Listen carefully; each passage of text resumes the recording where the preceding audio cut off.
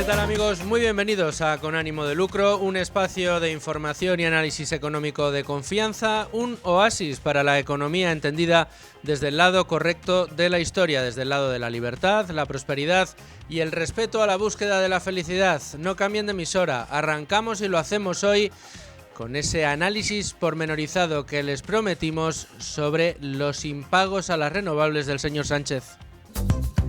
Les habíamos prometido que íbamos a dedicarle tiempo, y además tiempo de calidad, tratando de hablar con los mejores expertos, los que más y más de cerca conocen ese asunto, ese escabroso asunto, que lejos de ser anecdótico, puesto que no ocupa en general demasiados titulares en los medios convencionales, desde luego pocos minutos en los informativos de televisión o de radio, salvo en esta casa, en el Grupo Libertad Digitales Radio, donde semana a semana vamos contando y dándole su espacio merecido dentro de lo que son las parrillas informativas a esos impagos, a las consecuencias que está teniendo para el patrimonio de todos los españoles, precisamente los sistemáticos impagos del Gobierno de España a todos esos laudos que condenan a nuestro país por los impagos a las renovables, por eliminar en su momento las subvenciones a las energías renovables. Bueno, pues esos impagos están teniendo una serie de consecuencias nefastas para nuestra economía.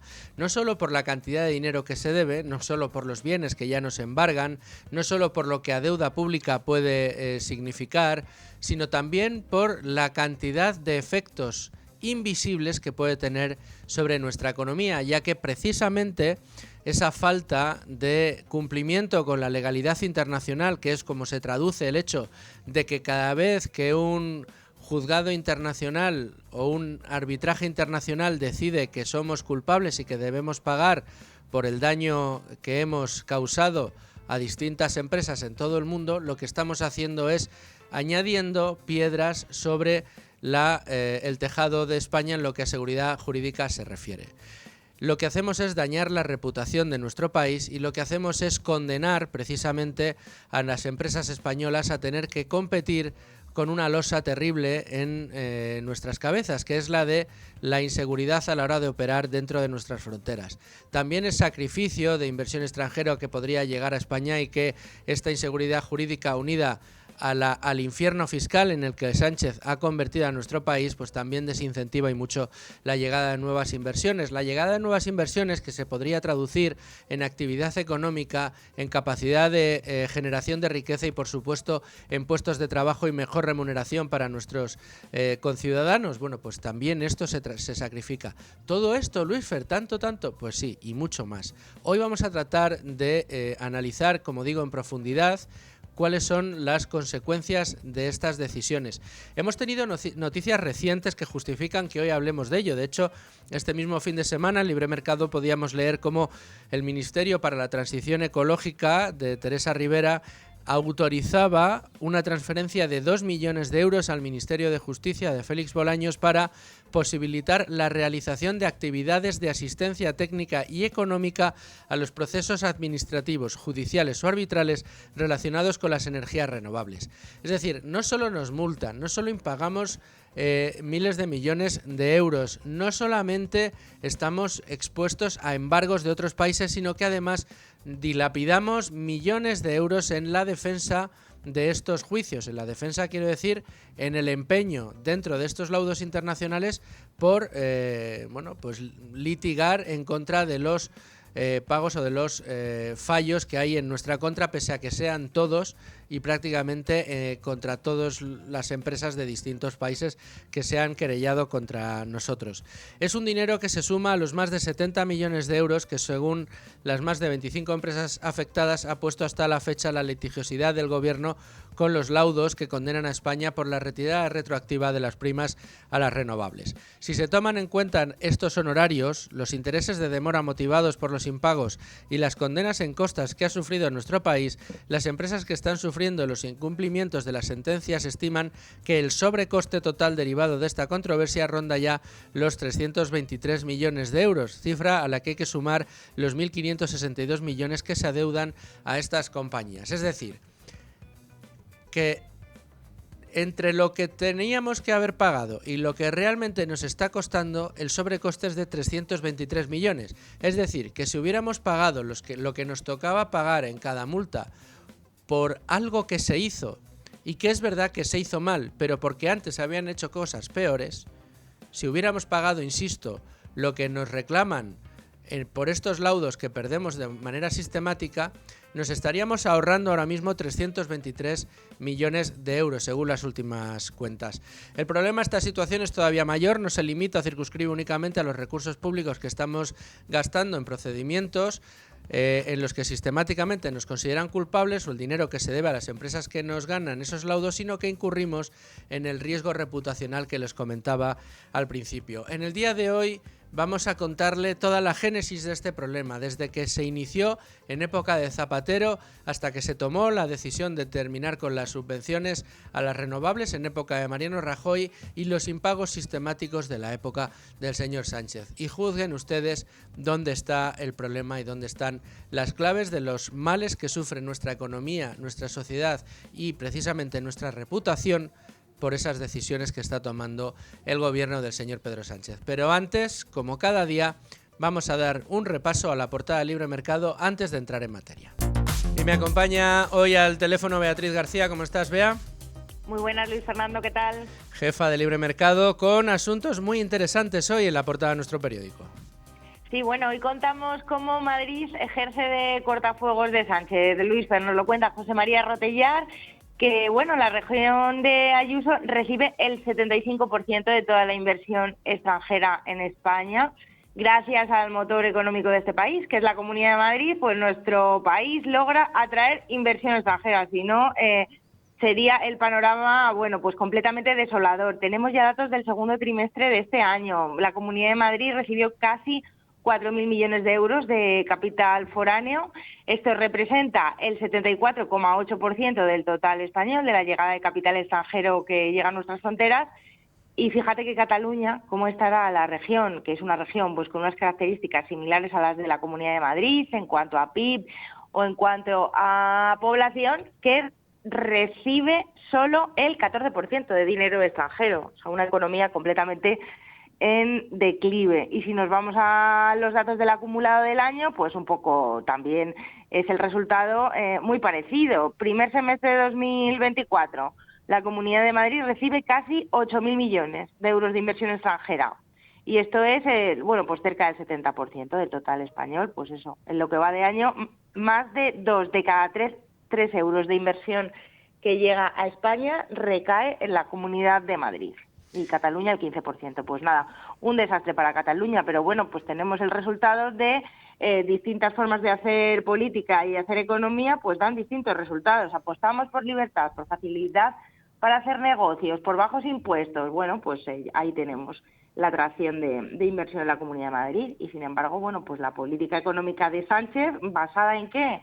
Gasto público, expulsar a la inversión con todo tipo de medidas, asfixiar el consumo privado, pues tiene otras consecuencias y otros resultados que ya los estamos viendo. Desde luego que sí. ¿Más temas que tenemos, Beatriz? Bueno, pues estamos a punto de sacar una recopilación de la surrealista manifestación de ayer, que podemos decir que era una manifestación de inquilinos contra los propietarios y contra Ayuso, porque vamos, los eslóganes contra la Comunidad de Madrid frente o culpando a Ayuso de la subida de alquileres, la verdad que no tenía ningún sentido. Es el gobierno el que lleva 6 años al frente de los mandos del país y los que se manifiestan están completamente desubicados y la responsabilidad se la están echando a otros gobernantes que nadie tiene que ver. Dicen, no, es que la Comunidad de Madrid no aplica los límites de los alquileres ya, pero es que Cataluña los está aplicando. De hecho,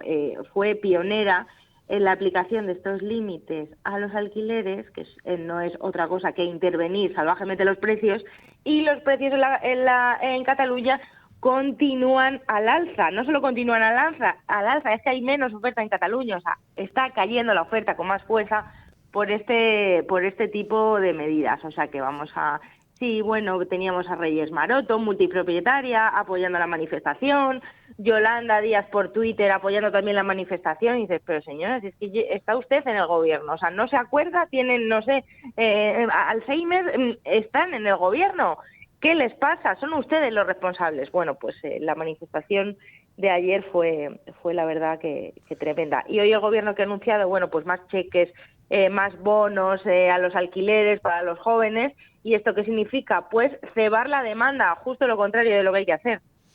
Desde luego, es increíble, Bea, viendo las imágenes de la manifestación, la persistencia en el error que tiene toda esta gente, empezando por ya no los políticos que evidentemente tienen ahí un papel interesado para desviar la atención y poner como culpables, como bien decías, a Isabel Díaz Ayuso o a la voracidad terrible de los propietarios que no hacen más que por su avaricia incrementar los precios de los alquileres sin tino. Bueno, es increíble, sino del propio sindicato de inquilinos, el no querer ver que el problema es la intervención, que el problema es la falta de libertad de un mercado que si se regulase por sí mismo permitiría que existiera mucha más oferta y que por lo tanto se equilibrase en oferta y demanda. Es que les resulta tan difícil de entender. Yo creo que directamente no quieren entenderlo, prefieren considerar que es algo de cuestiones de bien o mal, de los malvados propietarios y los pobres inquilinos,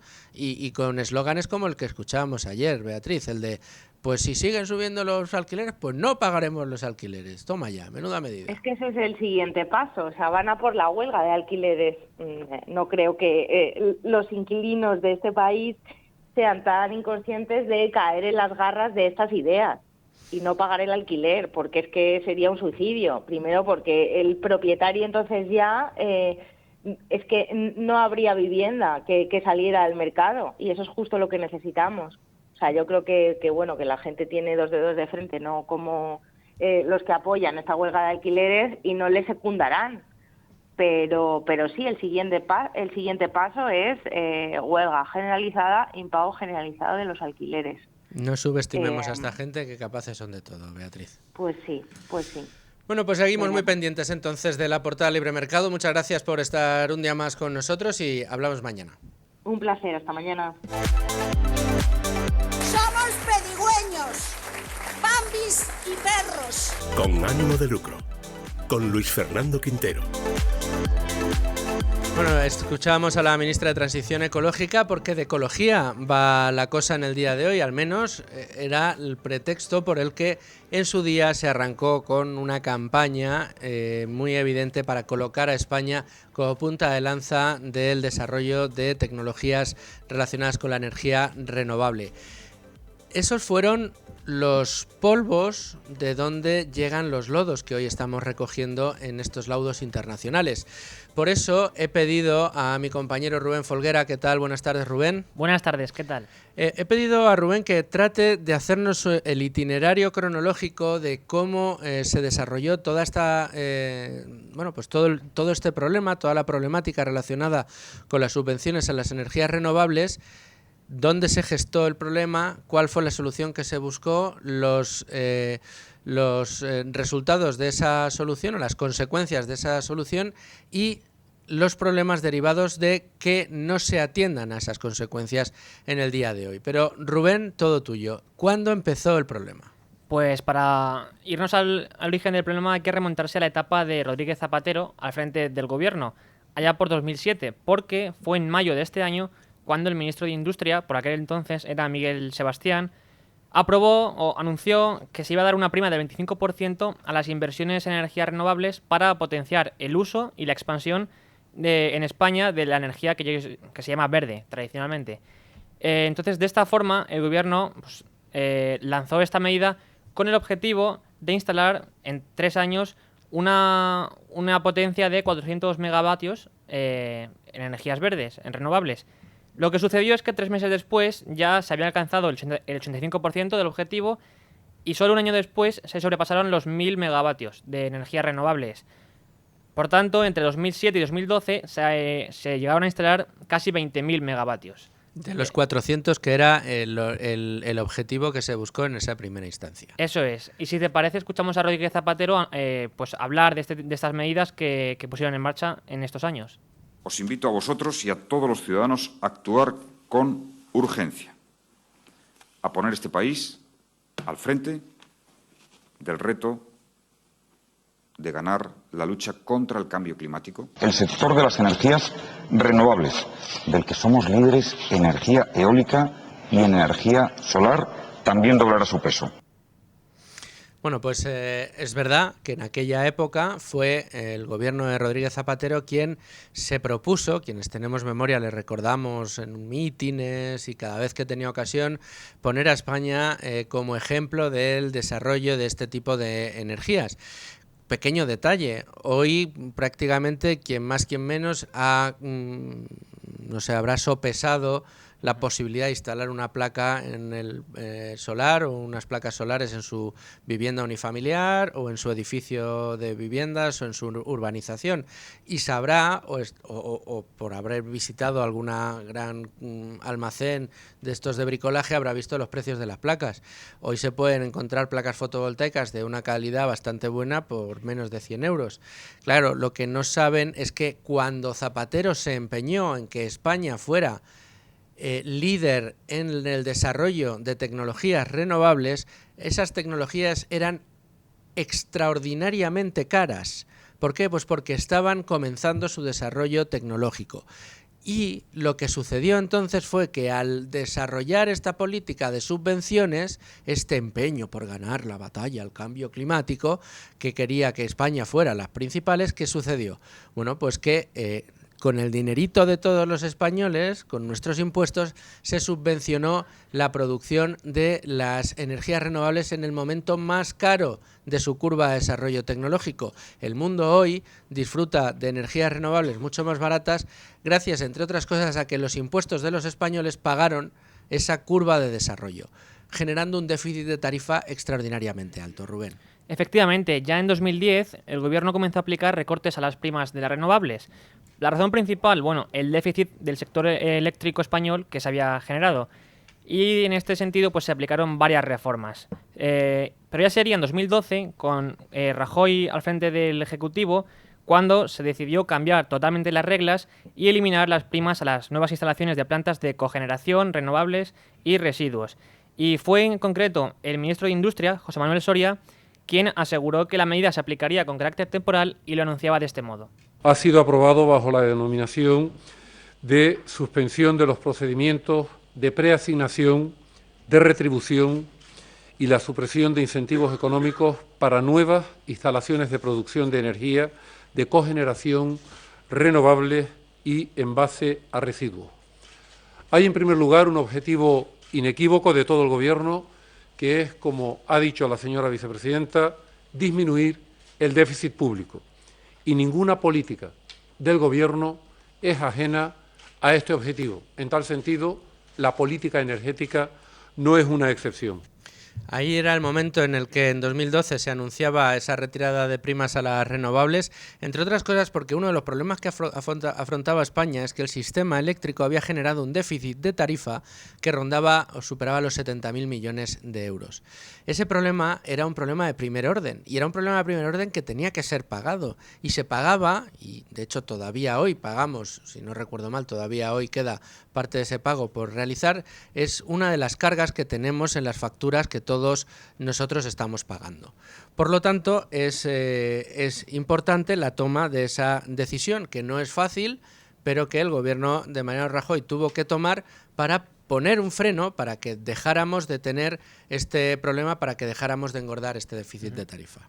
Bueno, pues el resultado de esto fue que los fondos que habían invertido en España decidieron iniciar entonces una batalla en el CIAT, que es el organismo de arbitraje del Banco Mundial, reclamando el pago de estas primas.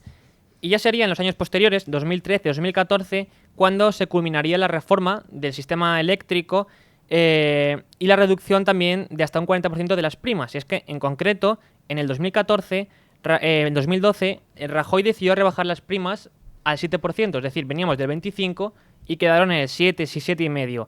Y este recorte fue de 1.700 millones de euros totalmente. Es cierto, también hay que decir que el Tribunal Constitucional posteriormente avaló esta medida. Y así, con todo, se acabó con el sistema de ayudas verdes.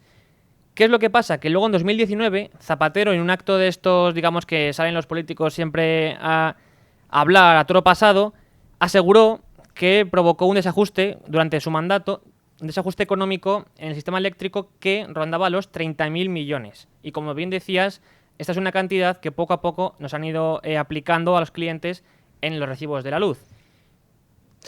Bueno, hemos desarrollado, escuchando a los protagonistas, esa génesis de dónde viene el problema. Pero ¿quién es el que ha estado monitorizando las consecuencias desde que se ha decidido impagar estos laudos en los que nos han ido metiendo las empresas internacionales? Hay que decirlo, con todas las de la ley, porque se les cambió el juego a mitad de la partida y, por lo tanto, las inversiones que ellos comprometieron, en virtud de los beneficios que les prometieron que iban a obtener de manera asegurada, pues evidentemente han ido cayendo a favor de estas empresas.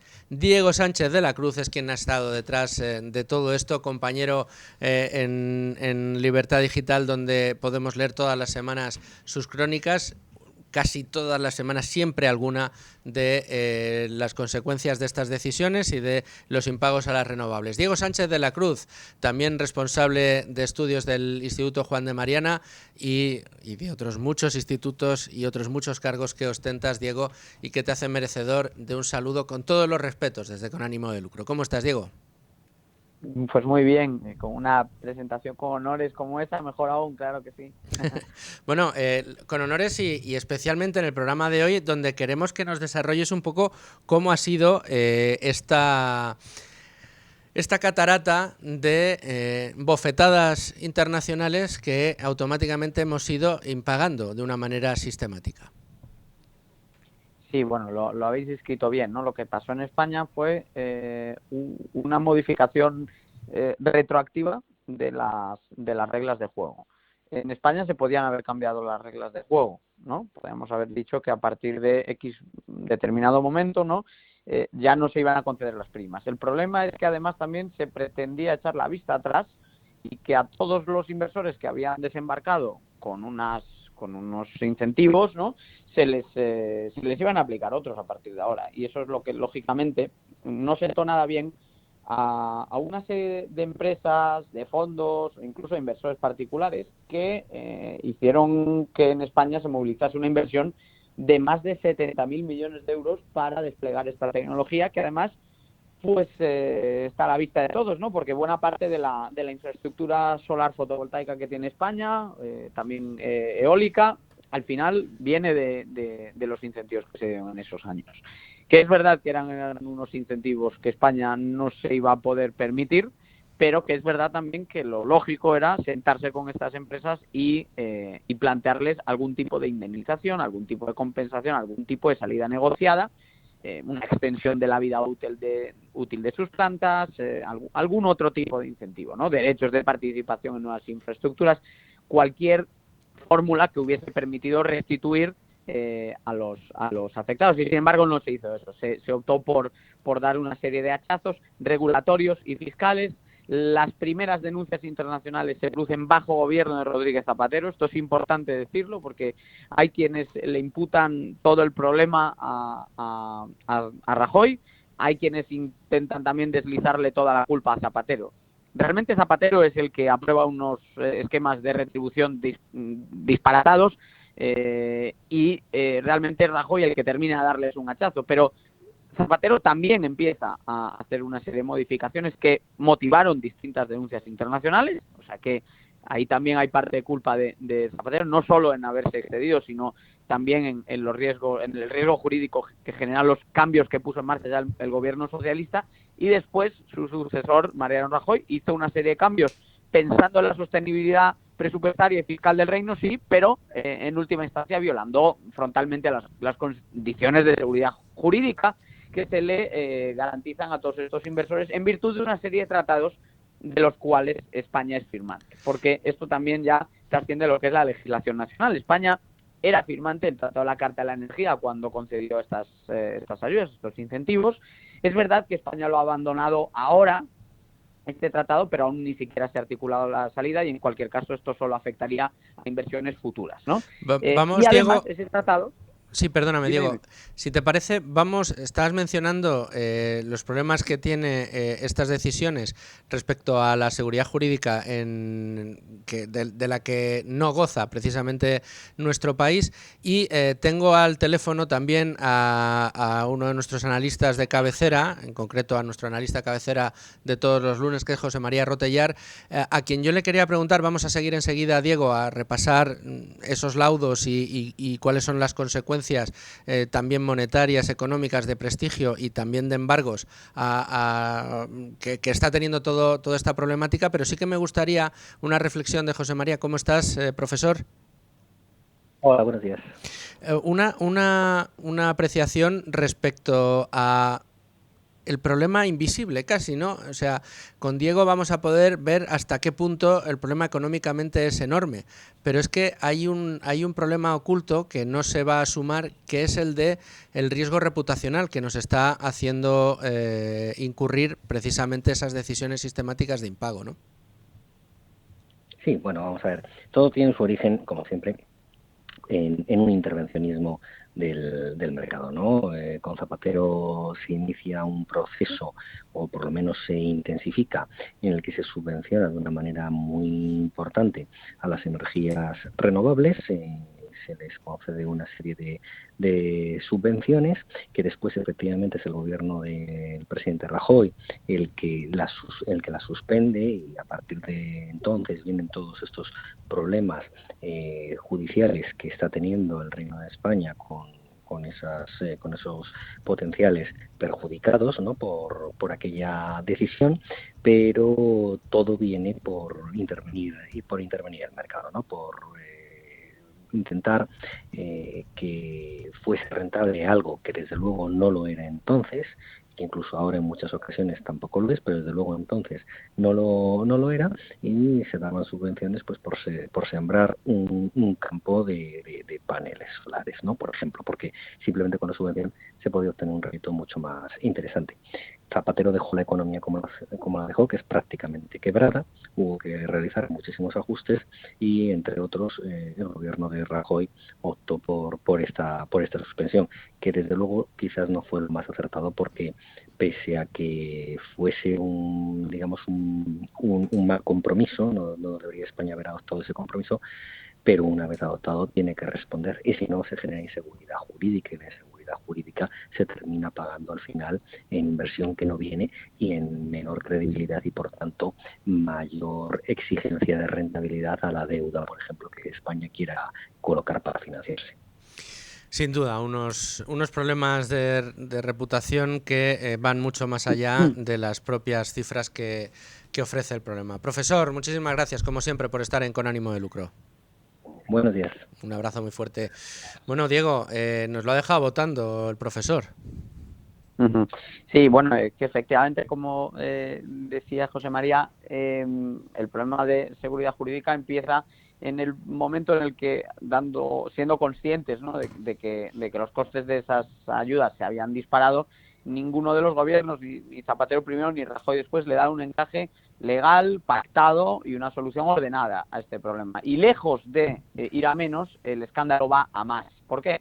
Porque, como decía antes, todas estas empresas sabían que España era firmante del Tratado de la Carta de la Energía, y sabían, por lo tanto, que podían denunciar a nuestro país ante los tribunales internacionales de arbitraje que resuelven las típicas disputas entre inversores internacionales y estados. En este caso, se han presentado más de 50 denuncias contra España. De momento se han resuelto alrededor de unas 36.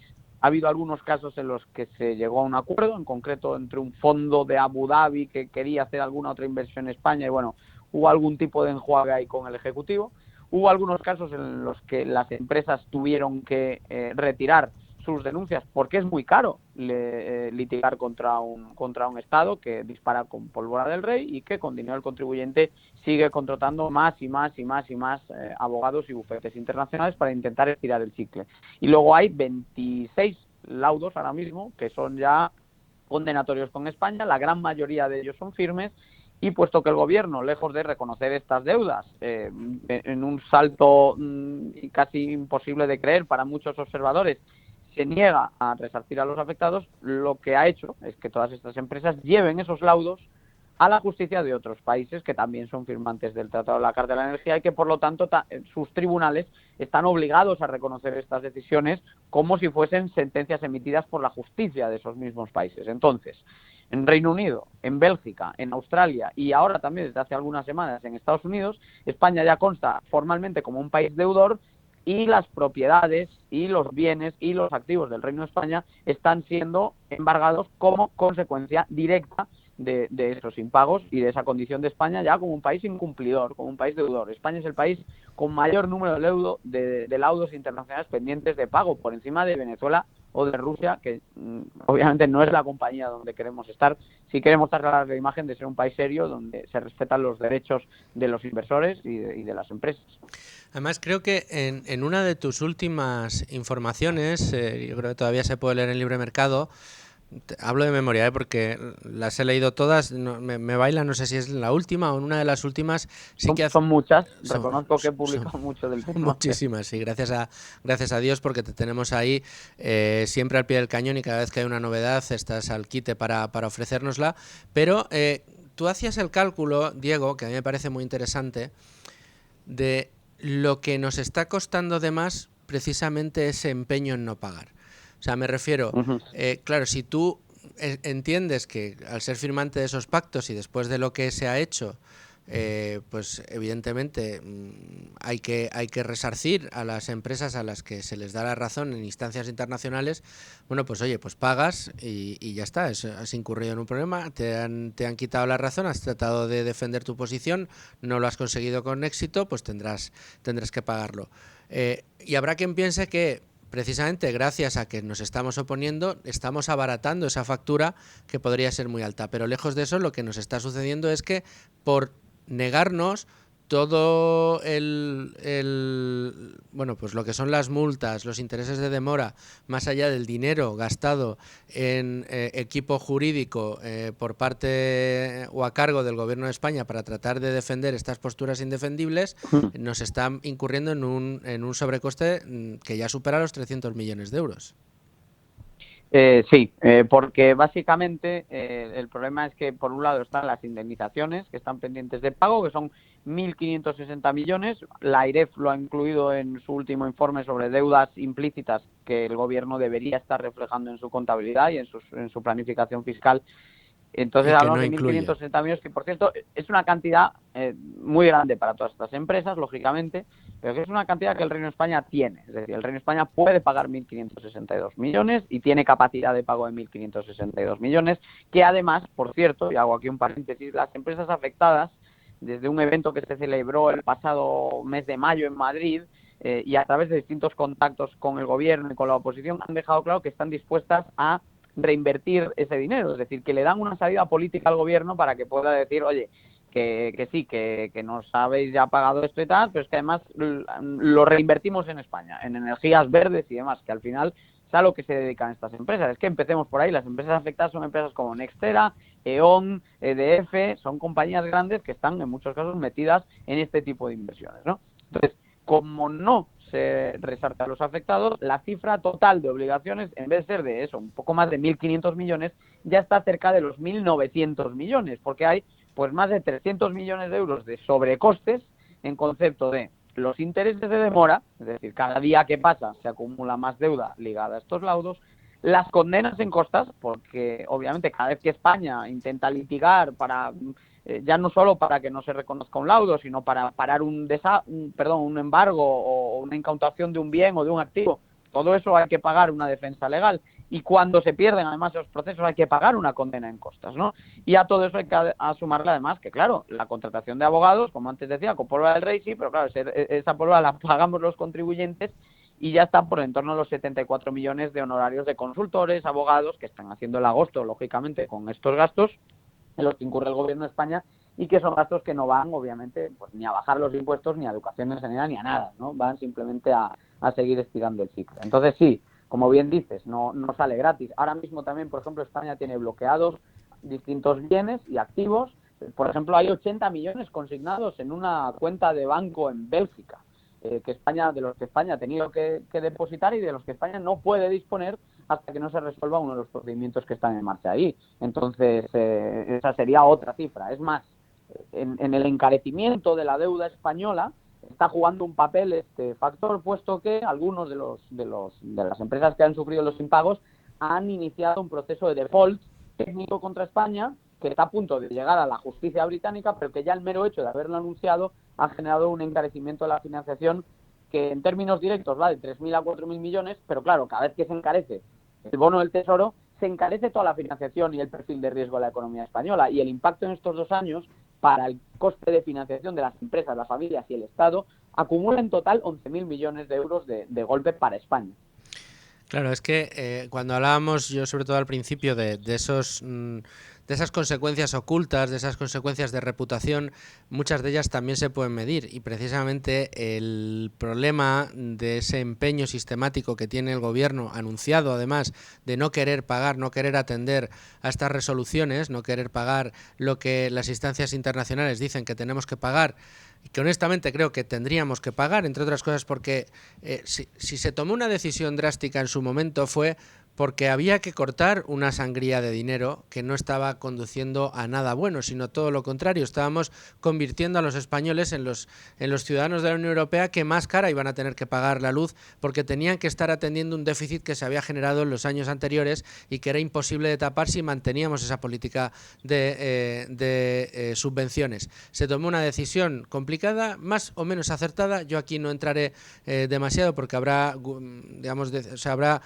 interpretaciones para todos los gustos, pero evidentemente una de las cosas que había que hacer era frenarlo. Si en la consecuencia de ese frenazo es que te toca pagar en laudos 1.500 millones, págalos, deja el problema en paz y no lo hagas más gordo, porque el problema ahora es que, como bien dices, Diego, tenemos guerras abiertas en muchos países y alguna de esas guerras puede implicar un default de nuestra deuda, concretamente en Reino Unido. ¿Nos podrías explicar qué llegaría a pasar en el caso de que ese default se ejecutara? Bueno, hay 4 títulos de deuda española que fueron negociados en mercados extranjeros, no en España, como se negocia el grueso de la deuda, y que por lo tanto ofrecen garantías adicionales a los inversores. Estos inversores pueden intervenir los títulos de deuda si España está incurriendo en sus obligaciones de pago. Y entre los titulares de esta deuda hay un proceso que está en marcha en cuanto a su notificación al Gobierno de España. Gobierno de España que, por cierto, cuando Carlos Cuerpo era el secretario del Tesoro, fue él quien fue notificado de ello y que además encargó inmediatamente un estudio y una asesoría jurídica por valor de $500.000 de euros. O sea, que sabe perfectamente de lo que estamos hablando el ministro de Economía. Y, como decía, pues como hay inversores que ya han notificado al Gobierno de España su intención de activar esta cláusula y no han obtenido una respuesta satisfactoria por parte del Ejecutivo, esto puede llegar a los tribunales británicos. Si los tribunales británicos le dan la razón a los afectados, desde ese momento hay pues más de 2.000 millones de euros de deuda española que se podrían pagar de forma inmediata, o de lo contrario España estaría en un escenario de default. O sea que seguimos hablando de distintas formas y distintos modos en los cuales los bienes del país están viéndose afectados. Hay 4 cuentas de banco de España en Reino Unido que están congeladas.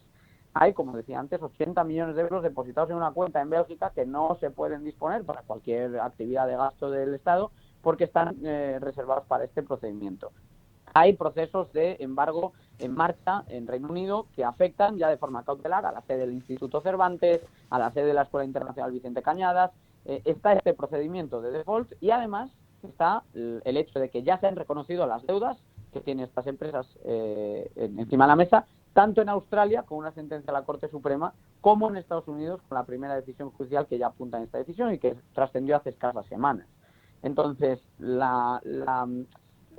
el juego de intentar impagar los laudos está haciendo que todo se vuelva más caro, más costoso, más duro en términos reputacional y además en términos financieros. Con este procedimiento del default técnico la situación se complica más aún y eso encarece la financiación, eso empeora el perfil de riesgo de la economía española y en definitiva es un factor más que empobrece la entrada de inversión extranjera en nuestro país, inversión que está un 50% por debajo de lo que lo estaba en el momento en el que Pedro Sánchez llegó a la presidencia y que de hecho se ha desplomado precisamente en los mercados donde están vivos estos procesos, porque si uno bucea en los datos, de donde más ha caído la inversión extranjera es Estados Unidos, Reino Unido, etcétera, que es donde se están canalizando estas denuncias.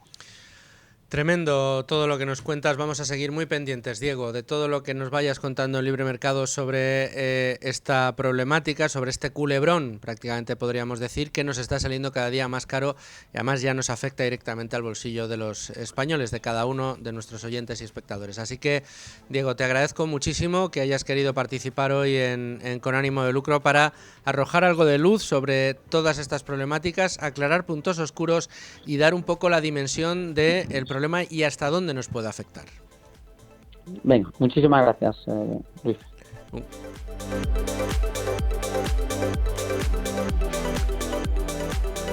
Bueno, pues ahí teníamos a Diego Sánchez de la Cruz, sin duda, Rubén, uno de los grandes que tenemos entre nosotros. Tenemos la virtud, la suerte y vamos, tenemos mucho que agradecer de contar con él en nuestras filas en Libertad Digital, en Libre Mercado, para...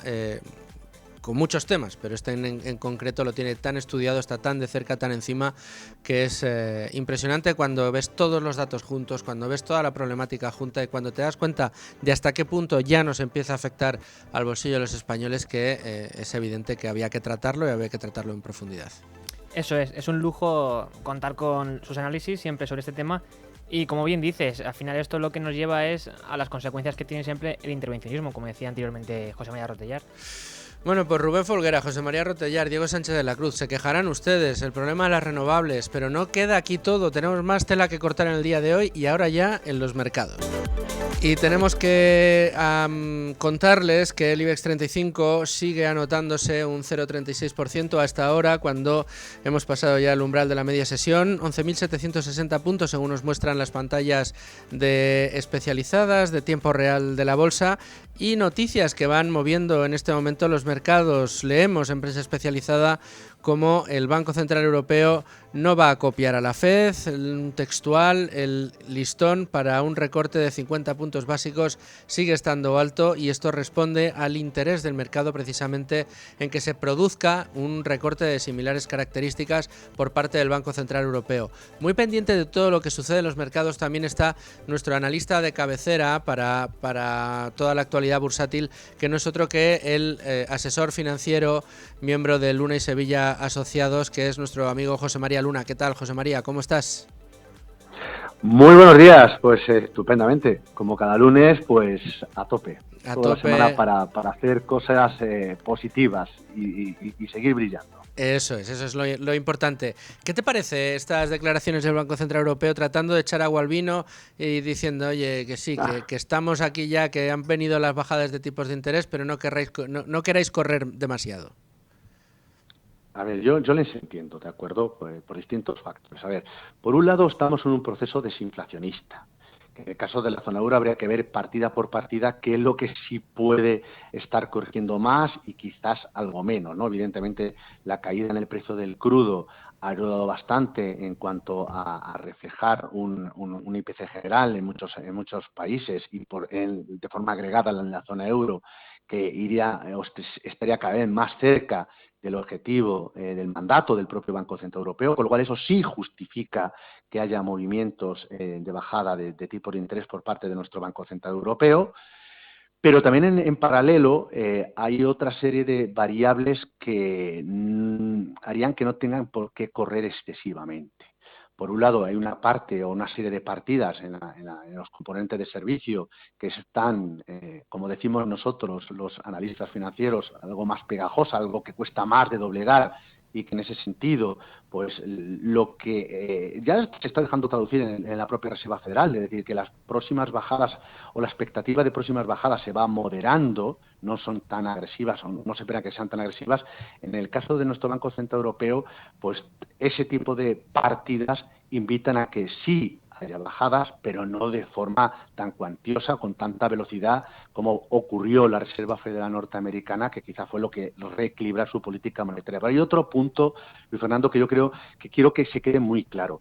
Muchas veces hablamos de la problemática francesa o la problemática alemana en cuanto a los datos tan pobres que están mostrando a nivel de crecimiento económico, pero no estamos ante un problema de demanda, estamos ante un problema de oferta. Y los problemas de oferta, en este caso sus problemas del sector industrial, por poner un ejemplo, poco ayuda que las políticas monetarias sean hiperexpansivas.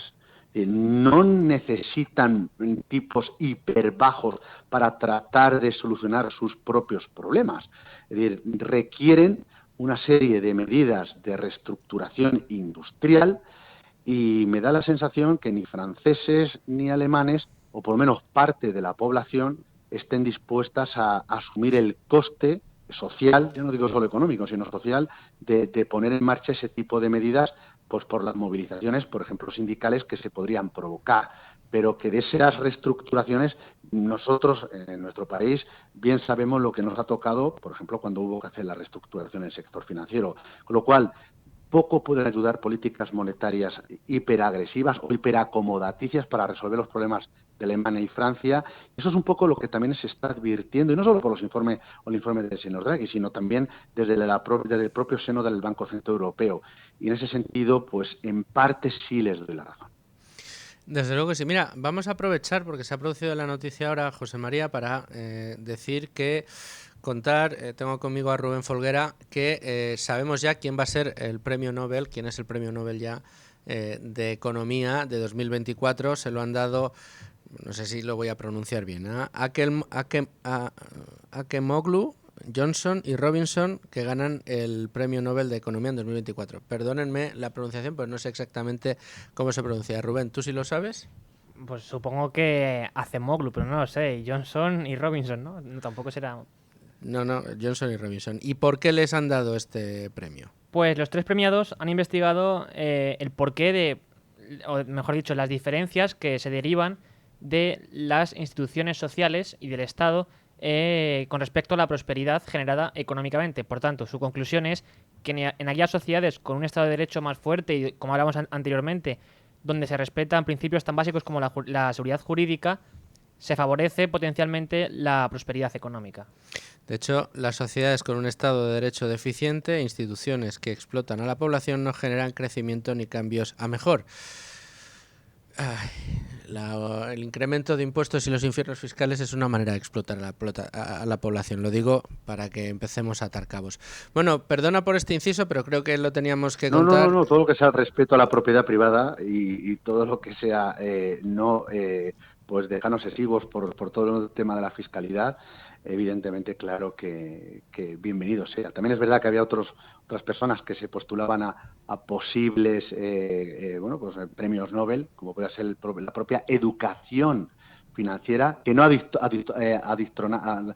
adoctrinar al personal, como algunas corrientes políticas por ahí dicen, que eran dentro de la población más joven. ¿Cuánto se necesita la cultura y la educación financiera para ser mucho más libres? Desde luego que sí, aquí lo sabemos bien, sé que compartes esa preocupación y tratamos de poner siempre nuestro granito de arena, José María. Por eso vamos explicando precisamente todo lo que sucede en los mercados de una manera que se sepa y que se pueda masticar y pues aplicar a cada uno de nosotros a nuestras propias carteras de inversión.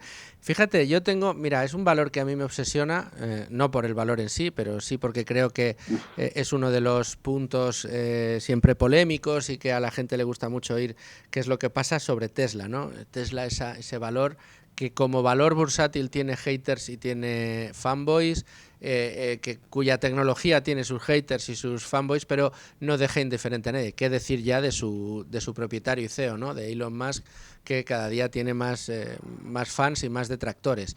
Pero la semana pasada teníamos esa gran presentación que ha estado muy cebada durante mucho tiempo de las novedades de la compañía, que ha venido seguida de un desastroso desempeño en bolsa, por lo visto por el desempeño de la compañía en ser capaz de dar cuenta de los pedidos que va teniendo. Entonces estas previsiones no han gustado a los analistas y han hecho que caigan mucho en bolsa.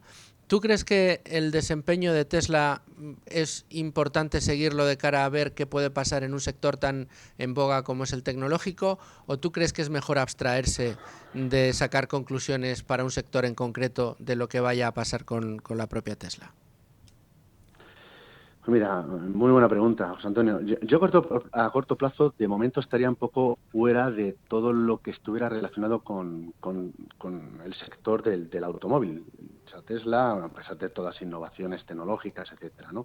Pero de momento están ocurriendo demasiadas noticias en relación a este sector y creo que mientras tanto hay otras temáticas mucho más interesantes. Lo que estamos aquí en el caso de Tesla es muy bien el tema de la innovación. Es una compañía que a nivel innovación fantástico, pero la innovación también tiene que ser rentable.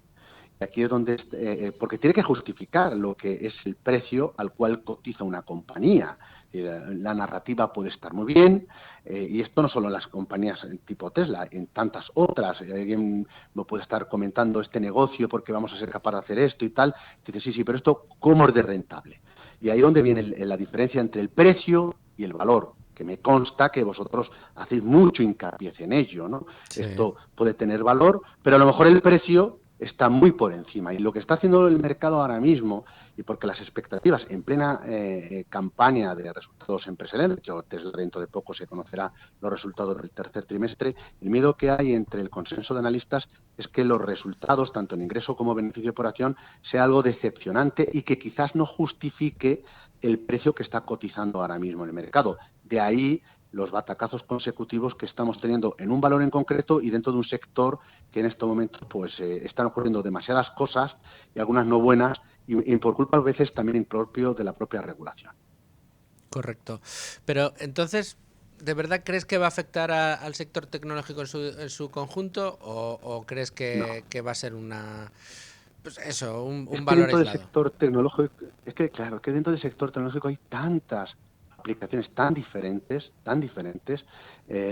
estamos viendo como el negocio aeroespacial, el negocio de defensa, por poner un ejemplo, donde la tecnología es súper importante, el tema de la ciberseguridad, el negocio de centro de datos, ¿de acuerdo? Donde todo el tema de la tecnología ligada para la electrificación, muy relacionada con la reindustrialización, que se está dando en Estados Unidos, pero también que en cierta manera se está dando en Europa, es fundamental. Cuando hablamos de tecnología, depende de qué campo al cual se esté aplicando esa tecnología. Hay compañías incluso dentro de la temática semiconductores, que por ejemplo todavía aprendí con un gestor suizo las 4 diferentes de tipología de semiconductores que existen. Que hablamos de semiconductores como si solo hubiera una temática y no tiene nada que ver en lo que hace Intel con lo que hace Nvidia, por poner un ejemplo.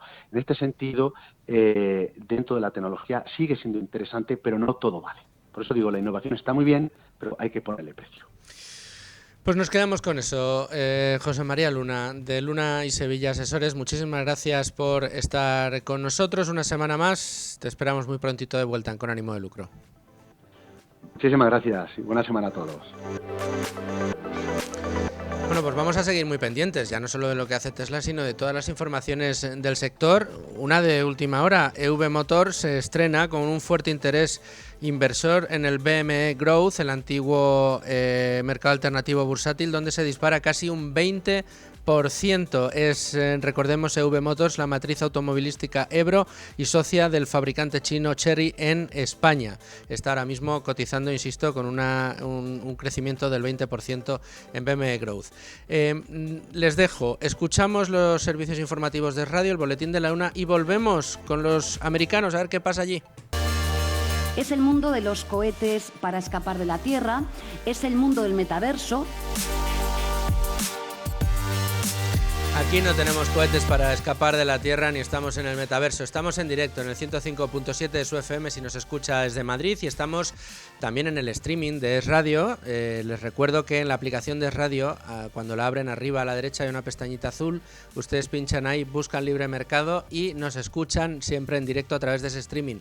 En la web de Libertad Digital, en Libre Mercado, tienen también el streaming para escucharnos en directo ahí. Y por supuesto también nos pueden escuchar y ver en directo a través de YouTube. Si acuden al canal de YouTube de Es Radio en directos, ahí aparecemos también nosotros y si lo pinchan ahora, pues podrán vernos, verme a mí y ver a quien me acompaña ahora mismo en la mesa, que es Daniel Rodríguez Herrera, subdirector de Libertad Digital y uno de los hombres que más de cerca siguen todo lo que sucede en Estados Unidos. Daniel, muy bienvenido de nuevo a Con Ánimo de Lucro. Muchas gracias por tenerme. Bueno, las gracias te las doy yo por estar con nosotros y por acercarnos una actualidad que, por mucho que sea cercana, porque parece que todo lo que sucede en Estados Unidos siempre es noticia y estamos muy familiarizados ahora con la campaña electoral, pero siempre viene bien tener a alguien que sepa interpretarnos qué es lo que allí sucede y los efectos que pueda tener. Estábamos comentando a micrófono cerrado mientras escuchábamos el boleto informativo que esta semana ha sido una semana rica en datos, rica en noticias de las que vienen de este país. No en vano están en campaña electoral, ya queda menos para que llegue la cita con las urnas y los dos candidatos, Kamala Harris por la parte demócrata y Donald Trump por la parte republicana, se están batiendo el cobre en los estados, los swinging, como le gusta decir a Federico, los bailarines, esos que no se sabe de dónde pueden caer, y también hemos tenido un intento de asesinato. Bromeábamos uno de los días, bueno, como esta semana no han intentado matar a Donald Trump, bueno, pues en esta sí. En esta sí, pero y no ha sido en ninguno de esos estados bailarines. No, ha sido en uno que... Ha sido en California y es sorprendente que Donald Trump haya hecho campaña en Nueva York y en California. Este intento de asesinato esta Bastiones demócratas. Bastiones demócratas donde van a ganar va a ganar Kamala Harris total y completa y absolutamente seguro. ¿Y qué demonios hace Trump ahí? Bueno, primero hay que decir que este intento de asesinato se ha desbaratado antes de que se suceda. Muy lejos del propio candidato, quizá porque lo han desbaratado la policía local y no el servicio secreto, que está demostrando cierta incapacidad en su único trabajo.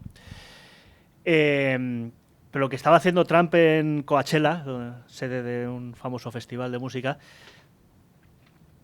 hay dos formas de interpretarlo, pero todo viene a raíz de lo que se ha sabido esta semana, que es cómo están respirando las encuestas internas de los partidos, que no se publican y que generalmente tienden a ser bastante más precisas porque para eso les pagan los partidos y así como los medios y sus encuestas fallan, pues bueno, ¿qué se le va a hacer?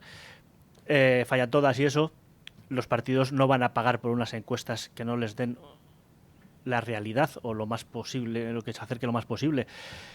Y según Mark Halperin, que es un periodista bastante bien informado, que fue el que de hecho adelantó que Biden iba a renunciar el fin de semana en el que efectivamente renunció, lo que están dando es que de los 7 estados bisagra, 6 irían a Trump y Kamala Harris solo se quedaría con Nevada. Lo cual explica un cierto exceso de confianza por parte de Trump de dedicarse a ir a hacer campaña en sitios donde no le va a aportar votos electorales, pero donde, quizá repitiendo el error de Hillary en 2016, igual a por lo que vas a por los votos electorales, es decir, conseguir ganar también en porcentaje de votos a nivel nacional, de modo que no haya ninguna duda sobre su legitimidad después de las elecciones. ¿Crees que ese puede ser uno de los motivos? Que se espere un resultado tan reñido que tenga que acudir a ese tipo de argumentos. Al revés, sería que el resultado no sea tan reñido y además Trump, todos sabemos que una de sus características es que tiene un ego del tamaño de un trolebús.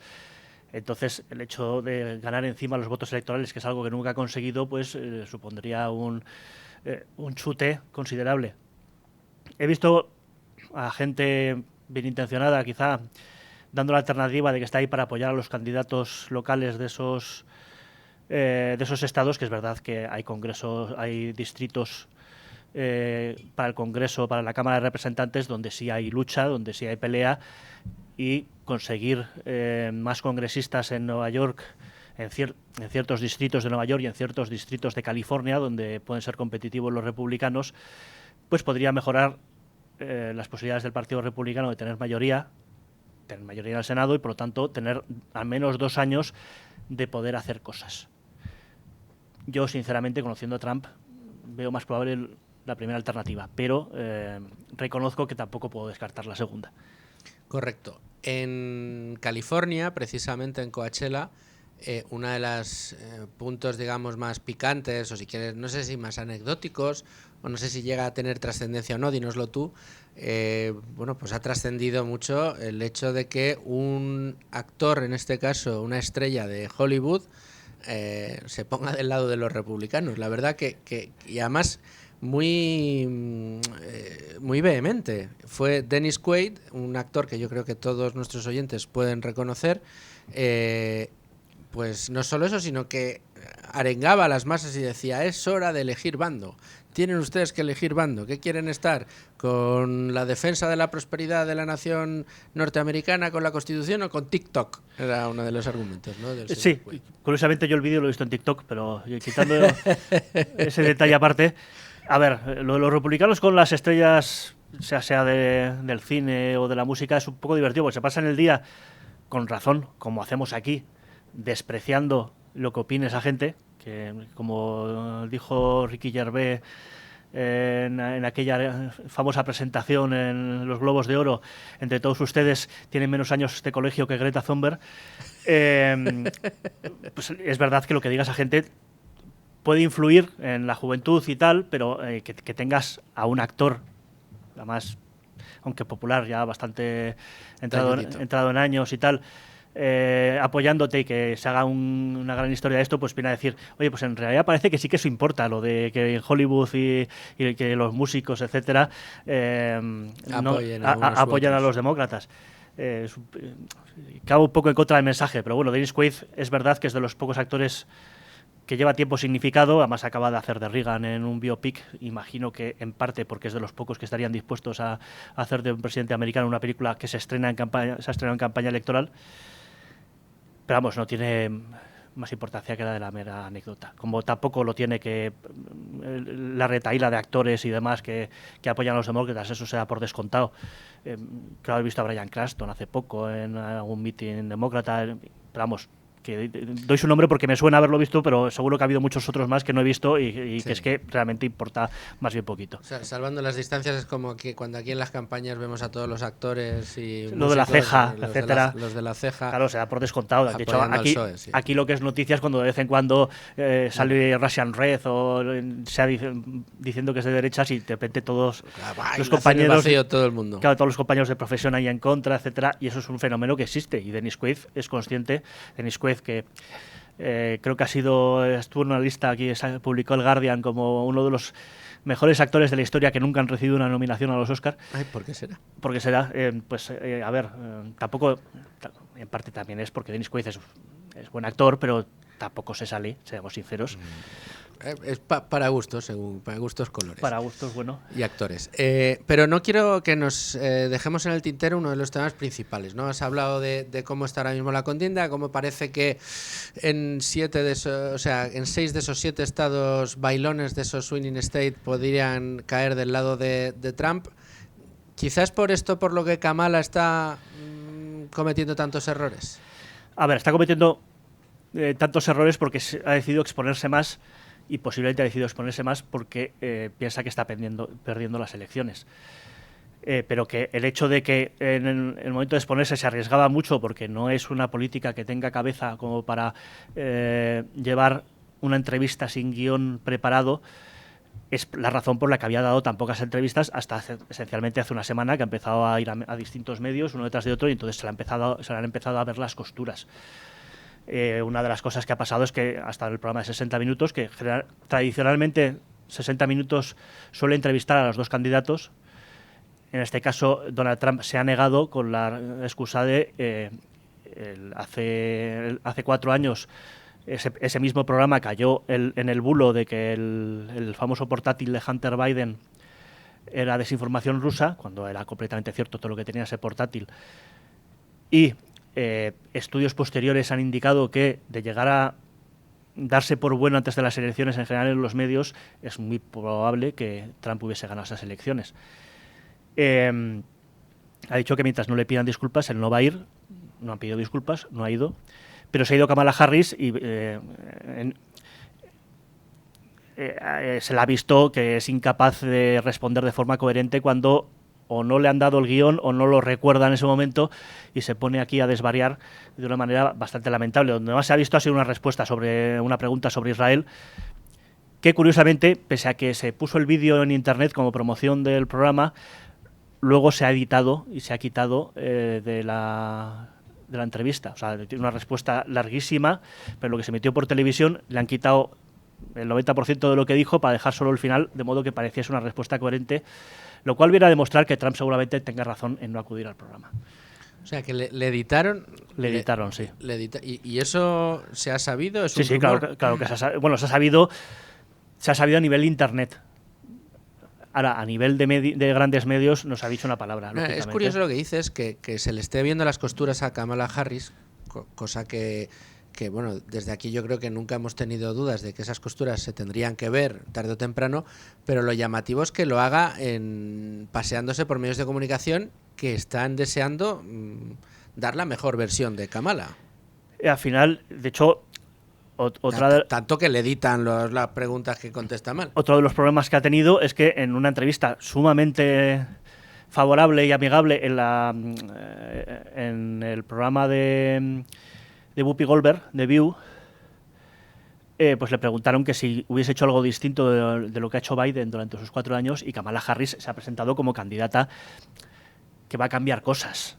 Es cierto que ha intentado colocarse como candidata de las vibraciones, de las buenas vibraciones, de la alegría, igual que Obama se presentó como el candidato de la esperanza, intentando dar poco contenido a su campaña, pero cuando lo ha hecho ha sido como intentando postularse, que tiene coña también, como candidata del cambio. Y le ha preguntado eso y lo único que ha respondido es, pues así no se me ocurre nada.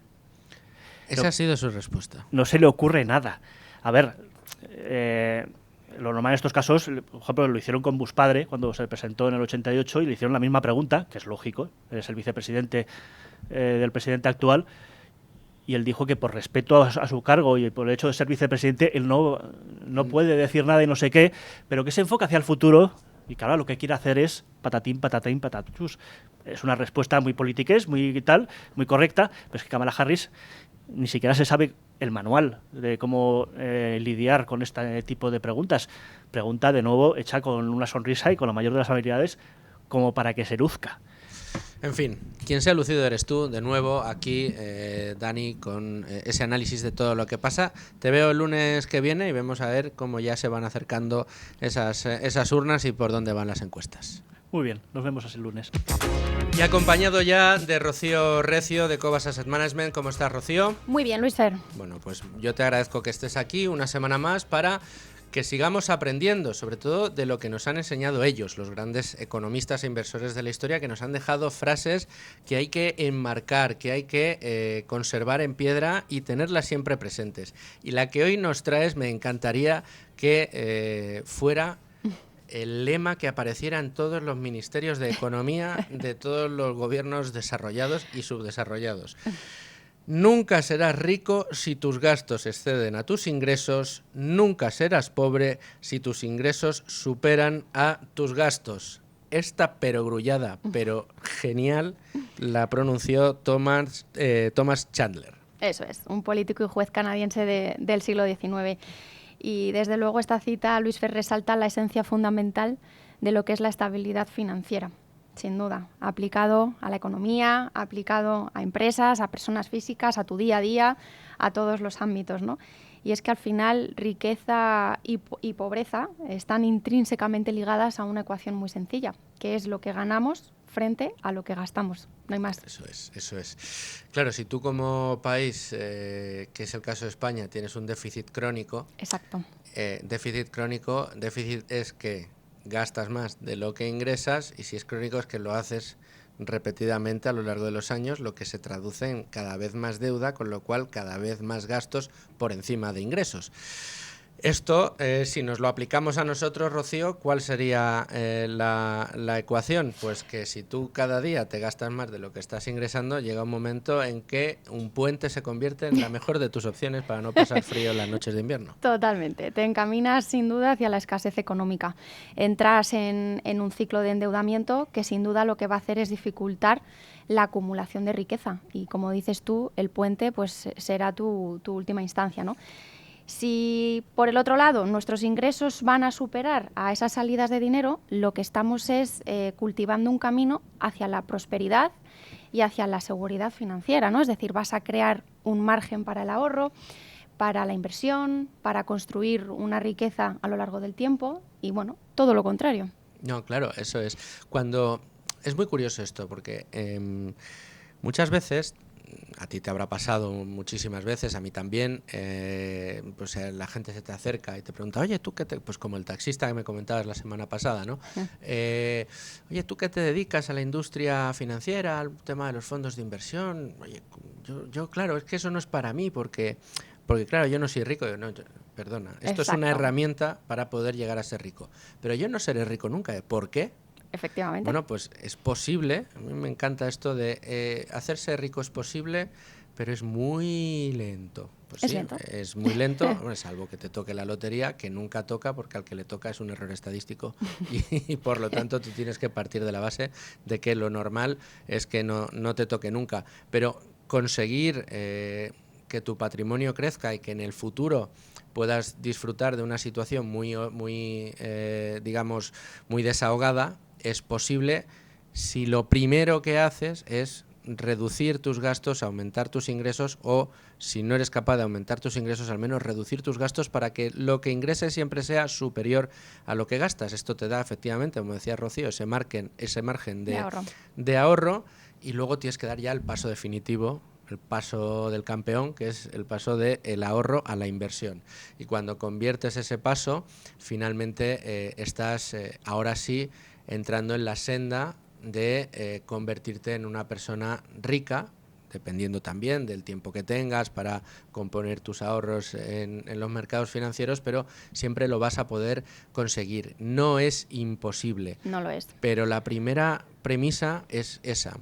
Y va muy en línea con otra de las enseñanzas de Munger, que siempre dice, del fallecido Charlie Munger, la dupla de Berkshire Hathaway con Warren Buffett, que una de las enseñanzas que a mí más me gustó de él y que veremos aquí en el programa es la de que para llegar a tu objetivo, uno de los caminos más rectos es evitar cualquier cosa que te distraiga del camino, es decir, saber lo que no tienes que hacer en ningún caso para poder conseguir ese objetivo. Bueno, pues si tú lo que quieres es tener una estabilidad financiera, quieres tener unas cuentas domésticas saneadas o empresariales o de país, una de tus máximas debe ser no gastar más de lo que ingresas. Exacto, vivir al fin y al cabo dentro de tus posibilidades económicas, ¿no? Controlar ese gasto y gestionar tus finanzas de la forma más sensata, ¿no? Y yo creo que al final una cosa primordial a la hora de, oye, pues de tener ese equilibrio es, aparte de controlar ese gasto, hacer un preahorro. Nosotros siempre lo decimos, oye, de los ingresos que tú generas, en vez de ir gastando pues todos los gastos que tú, gastos fijos, gastos variables, lo que sea, que vayas a ir haciendo pues poco a poco, oye, preahorra de esa cantidad que se ingresa, destina X cantidad, la que tú consideres, a una hucha, a un preahorro, y luego ya vas gastando el resto, ¿no? Y de esa manera, pues como tú decías, es un muy buen camino. Oye, ¿por qué no ibas a ser rico? ¿Por qué no puedes ser rico, no? Hombre, claro, sí, sobre todo si te das tiempo. Yo se lo digo mucho a la gente joven que entra aquí en el grupo, que empiezan de becario y que luego terminan quedándose, y que son chavales, pues yo qué sé, de 20 y pocos años. Entonces les dices, oye, ya estás invirtiendo. Primero escucha Tu dinero nunca duerme, con ánimo de lucro. Escúchate y mírate los vídeos que hace Rocío Recio en el canal de Cobas, que está fantástico, en el de Value School.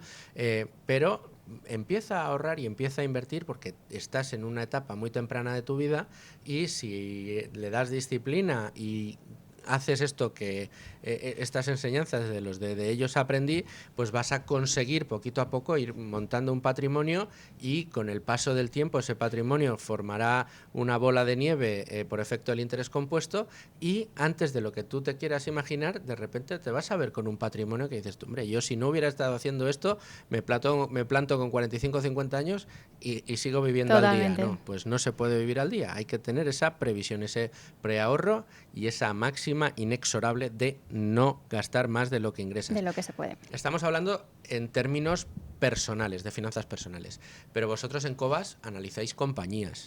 ¿Intentáis que esta enseñanza forme parte del ADN del comportamiento de las empresas que analizáis dentro de la compañía? Claro, sin duda, es una de las cosas que nos gustan a la hora de analizar compañías, que sean precisamente los equipos directivos que las gestionan conservadores y que no asignando capital en la propia compañía y que no hagan locuras con ese dinero.